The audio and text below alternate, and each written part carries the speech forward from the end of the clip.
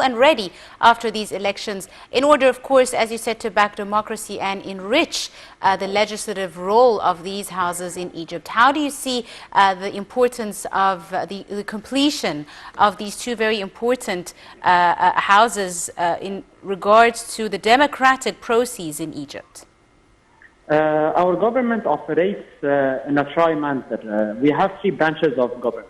The three branches being executive, legislative, and judicial. In order to have our government functioning in a rate that is equal to Egypt's growth and a rate that will be capable of leading Egypt into this new era, you have to have a completion of the three branches. Mm-hmm. So now, after we finally have the Senate in process operating, now we're waiting to finish the elections, and we will have the two houses ready, therefore completing the legislative branch of government. Indeed. Having the legislative branch of government, it will help by drafting laws, proper laws now, because we have two houses, monitoring the process of the executive government.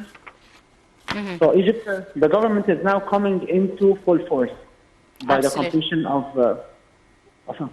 Yes.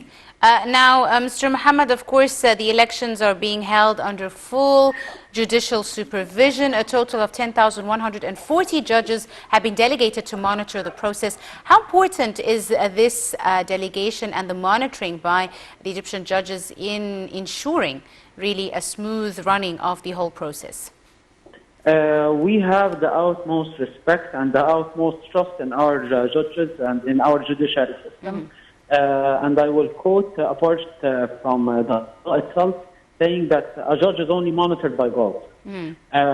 They are raised, bred, and taught to be the symbol of honor and the symbol of trust and honesty. So we have full trust in their running and their administration of the process, that it will be characterized with transparency, characterized with proper action. We trust these gentlemen and we thank their efforts. Absolutely. Mr. Mohamed, let's talk a bit about the Egyptian expats that have voted abroad. And today, diplomatic missions across the world really are receiving for the third and final day the expat ballots envelopes in coordination with the postal offices around the world that have facilitated their ability to take part in the voting. How important do you see the participation of Egyptian expats in this round of voting with the parliamentary elections? Egypt is drafting a new chapter with expats. The Egyptian government currently in power has been putting expats and has been putting Egyptians abroad on the top of its priorities. We have seen that on several occasions when Egyptians were held in Libya, and how swiftly and very, very forcefully our government reacted. At some point, it went as far as airstrikes. So our government is puts the well-being of Egyptians abroad, and that's the first time the Egyptian government puts that much effort into that process. So that's why a process facilitating their voting was drafted that will require minimum struggle or minimum effort on their side.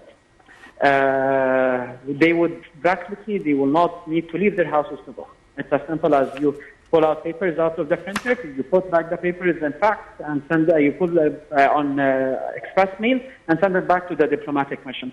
Mm-hmm. So that was in hope to increase their voting, and that actually happened. The voting or the numbers of expats voting now shows that the efforts of the Egyptian government is being recognized in bringing back or thinking of our Egyptians and brothers and sisters abroad.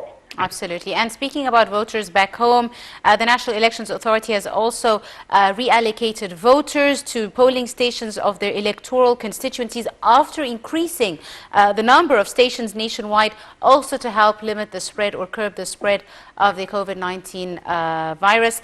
This is also a very important step because a lot of preparation has been put in preparing all the constituencies and polling stations, whether disinfecting or availability of sterilization at the stations. How do you see these preparations in light of the COVID-19 pandemic? The Egyptian government and the Egyptian people, and I'm underlining the Egyptian people, has shown a great example of dealing with the COVID-19 situation. And that shows in the number of fatalities and the number of newly infected people in our country. And the Egyptian government is still demonstrating that much responsibility throughout the election process. Because after all, what's important is the safety of the people. That's more important than anything else. And the Egyptian government would never sacrifice the safety of the people for an election. Absolutely. Now, this time around, there's a 25% quota for Egyptian women in the parliament. How do you see these new quotas that have been put, especially after the constitutional amendments, in order to further empower Egyptian women in political life in Egypt? The quota is to have better.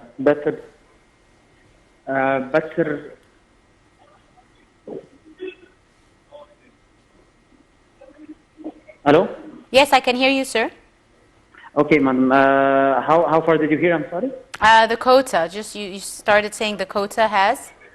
The quota is to have better representation of all the factors, all the faction of the Egyptian community, making the most important faction or the most important group is Egyptian women.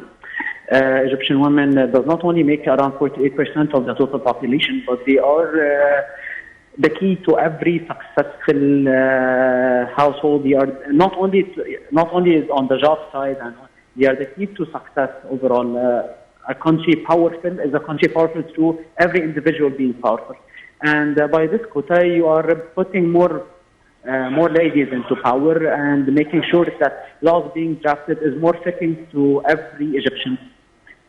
Absolutely. And let me ask you, Mr. Mohamed, as a member of a youth organization or the Coordination Committee for Youth Parties and Politicians, how do you see the youth's participation, especially after they've recently been given more space, really, in political life in Egypt? I will talk about my organization, the CPYP, the Coordination Committee of Parties, Youth and Politicians. We have 1,500 followers or 100 monitors on the street, youth monitoring the process election. We have 28 in the national electoral list, and we have 6 individual candidates. We have a very strong monitored and processed operation room. And the strength of this operation room comes from that actually 1,500 youth decided they will help us monitor the elections without being part of our organization.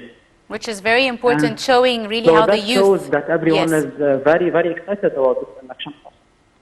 Absolutely. And I'd like to thank you very, very much, Mr. Mohamed Saidy, member of the Coordination Committee of Youth Parties and Politicians. Ladies and gentlemen, a short break and we'll be right back to stay tuned.